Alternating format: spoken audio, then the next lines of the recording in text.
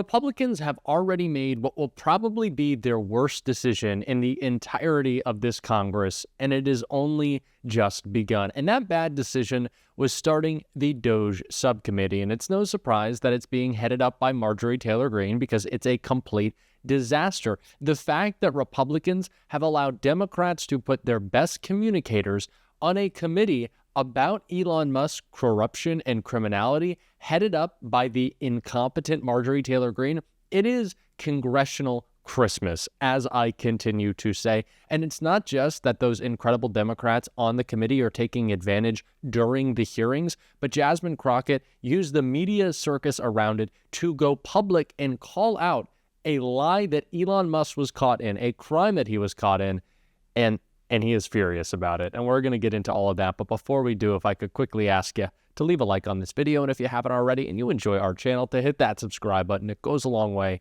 and it really does mean a lot to me. Now let's get into Jasmine Crockett calling out Elon Musk for everyone to hear. He sat there in the Oval Office yesterday and he admitted that he was lying, and he was using his propaganda machine to do it when he said that we sent millions of dollars to Gaza for condoms. That was a lie.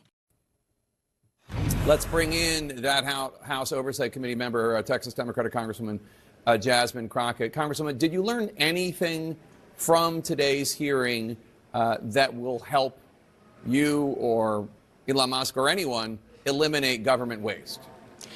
Absolutely. First of all, it's great to be with you, Jake. I do want to point out that not even the Republicans' own witnesses decided to try to defend what Elon Musk has done thus far.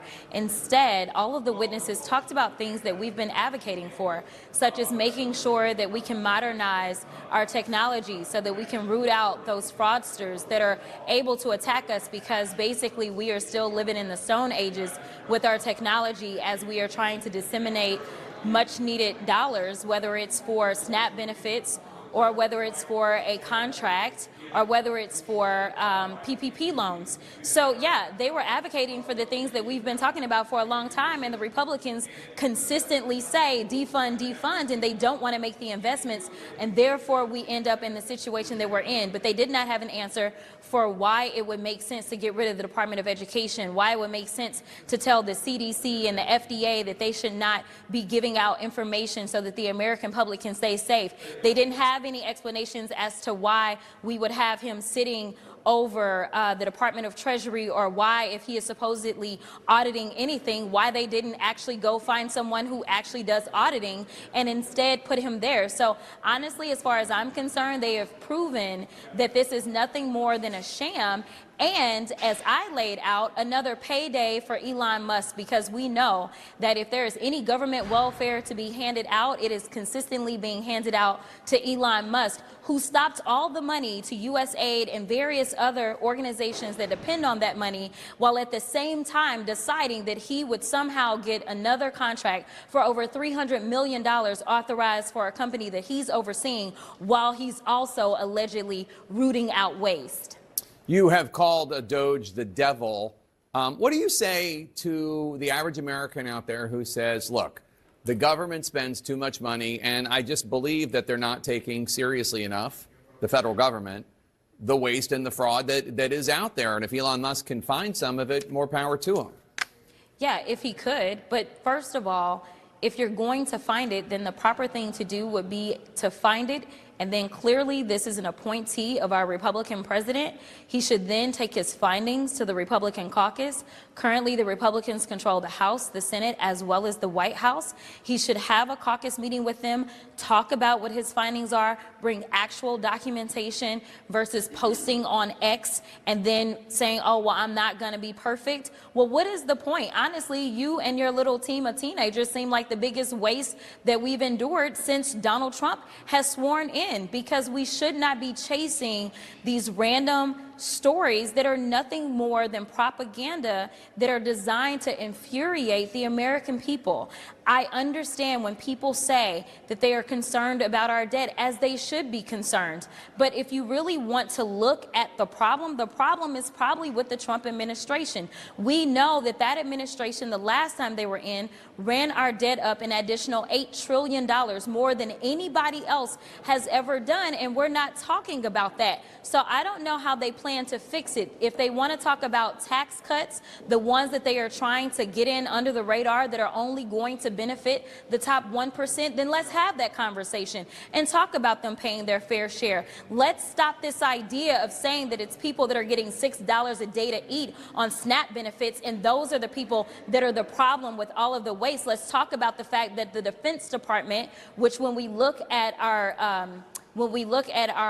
spending, takes up almost 50% of our budget, and we know that defense has not been able to pass an audit in the last 6 audits. They were spending as much as $1,000 per toilet. That is where we have real money that is going out, yet you know what they keep doing, Jake? Every single budget, they give them more money. You know where Elon gets the vast majority of his money? He gets it from the side of the ledger that defense resides on. Let's talk about it if you want to talk about it. Congresswoman Jasmine Crockett, thanks so much for being here. Really appreciate it. There is never an interview I see with Jasmine Crockett, a moment of her speaking at any time she is talking politics, that she is not fired up in a way that somehow in this really dark time still gets me excited about the work, about the fight, about pushing back. And like I said, what a mistake by Republicans to give Jasmine Crockett an even bigger platform, to get Congressman Robert Garcia, who we had on the show yesterday. And if you didn't see our interview, I suggest you check it out. I'll definitely link it below. But to give him a bigger platform, Greg Cesar a bigger platform, what a total mistake that was. And Elon Musk is kind of playing into it as well, because he's been attacking Jasmine Crockett. He's been attacking Ro Khanna. He's been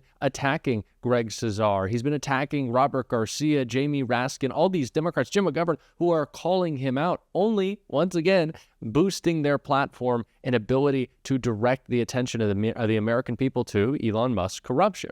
And it is so important that we are very clear and succinct with what is going on with Elon Musk. And I think the best example of that was with Greg Cesar, who pointed out that Elon Musk is getting $8 million a day from the federal government, while those on Social Security are getting about $65 a day. Yet Elon wants to say that Social Security is the waste in the government, not his new $400 million contract for armored Teslas, which, by the way, is now being covered up by Donald Trump's administration. They've changed it from armored Teslas to armored electric vehicles because they got caught in the clear corruption of doing whatever Elon Musk wants.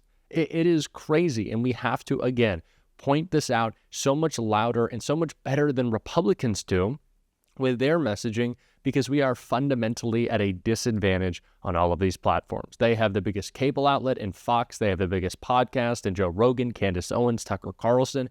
They are in control of all of the social media platforms. Meta's Facebook, Instagram, you have X, you have TikTok. This is what we have to fight back against, and it's why Jasmine Crockett's voice is so important, and it's why we have to continue to direct this message so clearly. It couldn't be more obvious.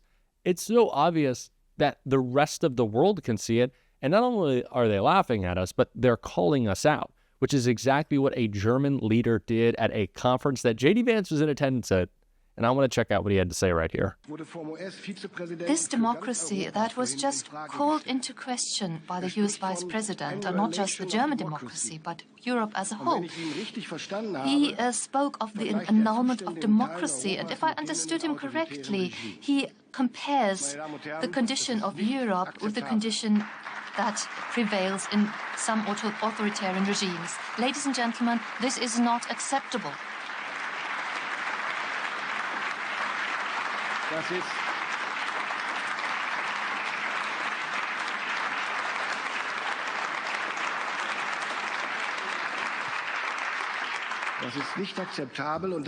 This is not acceptable. This is not the Europe, not the democracy where I live and where I conduct my election campaign right now. And this is not the democracy that I witness every day in our parliament. In our democracy, every opinion has a voice, and it makes it possible for parties that are partly extremist, such as the AfD, and they can campaign just as any other party. This is democracy. And if the Vice President had the opportunity to switch on his TV set when he arrived yesterday, he would have seen one of those candidates in primetime TV. By the way, we even admit media that spread Russian propaganda, and the representatives of the federal government answer their questions. Nobody is excluded. But democracy does not mean that a vociferous minority will automatically be right, and they cannot decide what truth is. It does not mean that anyone can say anything, and democracy must be able to defend itself against extremists that try to destroy it. I am happy to live in Europe, where this democracy is defended every day against its internal and external enemies.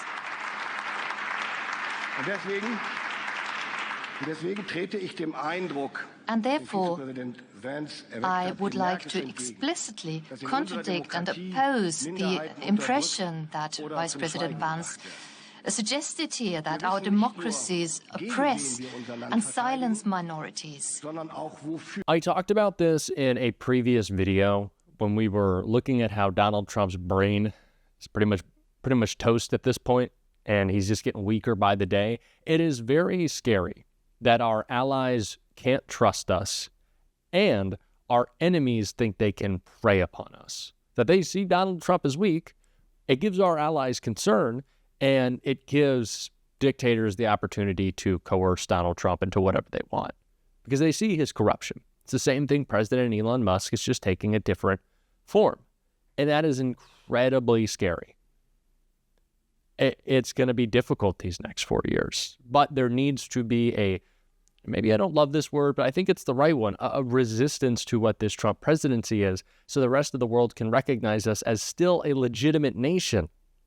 Because if all they see is Donald Trump and not the pushback from Democrats, it might be the end of some of our relationships around the globe. And that is something difficult to get back.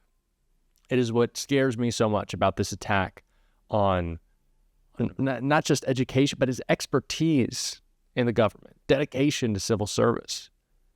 Will we be able to get those people back? I hope so.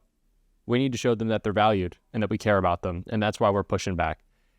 And that's what we're talking about on the show every single day. And if you want to support that, as always, you can hit that subscribe button. You can leave a like on this video, and if you stuck around at the end, you drop a blue heart in the comments. Until next time, I'll see you soon.